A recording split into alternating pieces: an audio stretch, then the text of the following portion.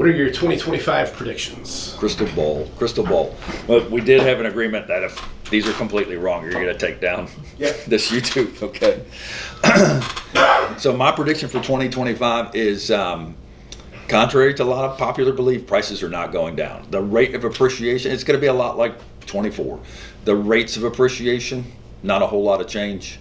Probably in that 2 to 3% range, but there's so many people that are waiting for the market to crash or waiting for prices to go down. I don't see that locally, Chatham County, Raleigh, Durham, Chapel Hill, and I don't see it much in North Carolina as well. So I don't think prices are going down. Everyone has the expectation that there's going to be a big change in interest rates. I don't think we're going to see those 2.5, 2.75s ever again in my lifetime or whatever. I think we're at the minimum. I think we're going to be in the high fives, but we're probably going to stay between 6 and 7. So I don't think interest rates are going to change a whole lot. I know there's a lot of talk about it, but I think I do think the economy will heat up, and I don't think we're going to see those low interest rates again. So historically, our averages have been around 7%. I think we'll be below the 7%, but the expectation of interest rates dropping a whole lot, it's not going to happen. I do think lending will get easier.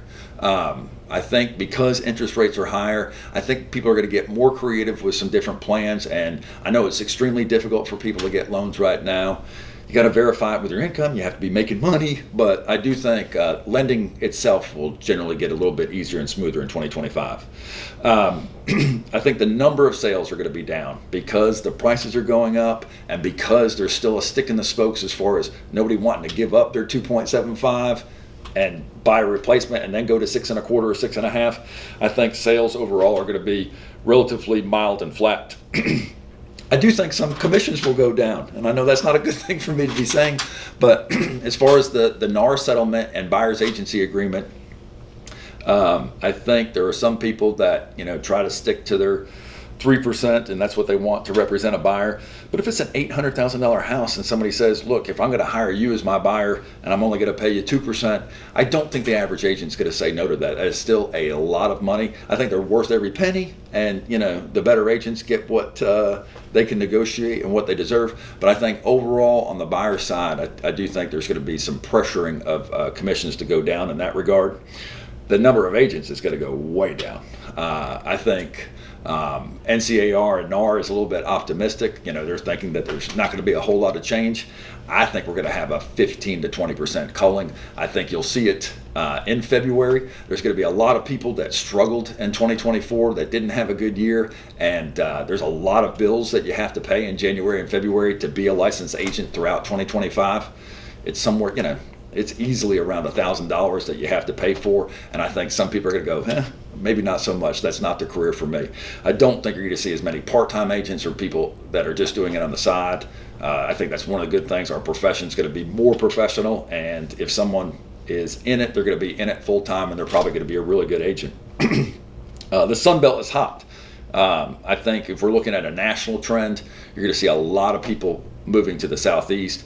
North Carolina is one of the top 3 markets in the country. It's going to continue to be one of the top 3, and I think the whole Southeast is going to be really enticing to people, and we're going to have a lot of migration throughout the country. And this is obvious, but it's still going to be a huge factor, and I think it's going to have a lot of domino effect. Office space, rentals, vacancies. I think that's going to be a continued downward trend. Ever since the COVID, people decided to try and work from home or work partly from home, and I think that's a trend that's going to continue. I think sometimes it's harder to unlearn than learn, and people got really used to that 2 and 3 day split work schedule and everything, and because of that, I think there's going to be a lot of downward pressure on office space. There's going to be a lot of vacancies, and I think people are going to have to look at some alternative uses for that office space, maybe converting them into condos or residential because there's such a shortage there, or maybe more retail space. So that's a definite trend for 2025.